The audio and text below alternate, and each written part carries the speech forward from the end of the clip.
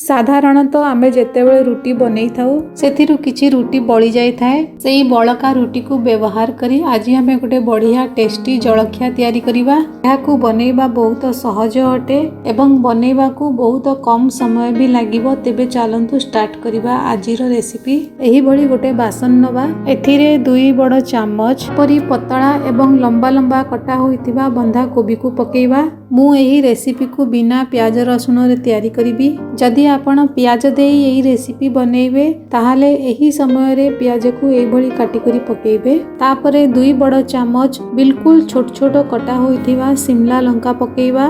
गोटे बड़ चम्मच कद्दूकस करी रखितिबा गाजर को पकेइबा। तापरे गोटे मीडियम साइज रो लाल टमाटर को एही भली छोट छोट काटी करी पकेइबा। गोटे छोट चम्मच कद्दूकस करी अदा को पकेइबा।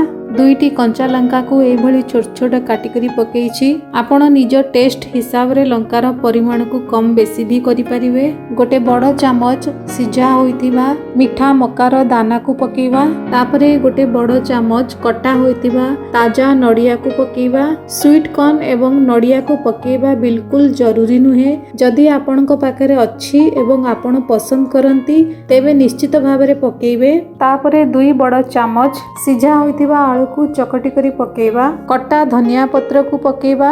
आधा छोट चम्मच कश्मीरी लाली लंका गुंड पकेइबा। गोटे छोट चम्मच चाट मसला पकेइबा।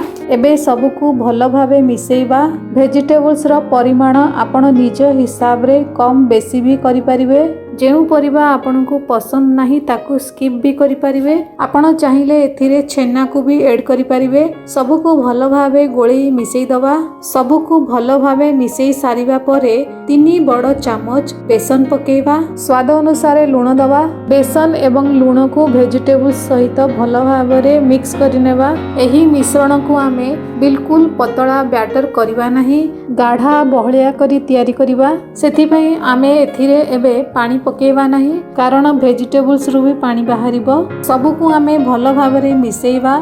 जदि गोळेबा बेले आपन को बेसी सुखिला लागे ताहाले गोटे किंबा 2 चम्मच पानी देबे। ध्यान देबे जेमिति मिश्रण पतला न हुए। मते एठारे पानी रो दरकार पड़िला नाही। एठारे आपण देखि पारुथिबे ठीक एही भली आपण मिश्रण को बहलिया गाढ़ा पेस्ट परी तैयारी करिवे। गैस ऑन करी गोटे रोटी रो तावा को मीडियम फ्लेम रे गरम करिवा। अल्प किछि घी को तावार चारियाडे स्प्रेड करनेवा। एठारे आपण घी बदल रे बटर किंबा तेल भी व्यवहार करि परिबे एवं एहार क्वांटिटी भी कम बेसी करि परिबे। एबे आमे एथिरे गहम अटा रे तैयारी गोटे रोटी को पकेइबा।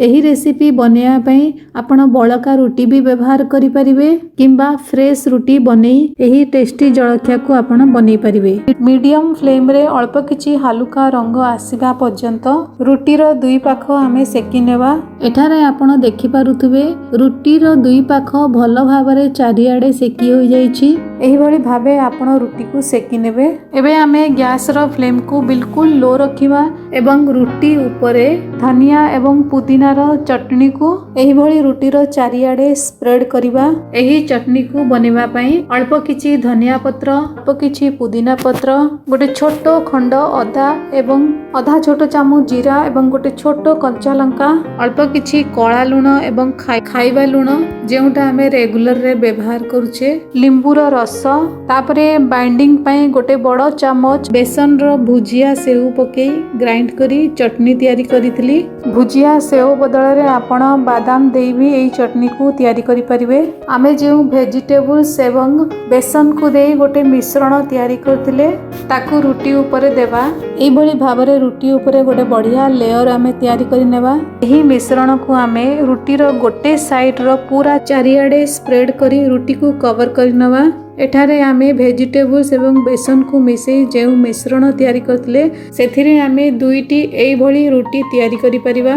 गोटे मिनिट परे एही रोटी को आमे ओलटाई दबा। आपण देखि पारुथिबे रोटी रे बहुत बढ़िया कलर आछि। एबे आमे बिल्कुल लो फ्लेम रे 2 मिनिट पर्यंत रोटी को सेकिबा।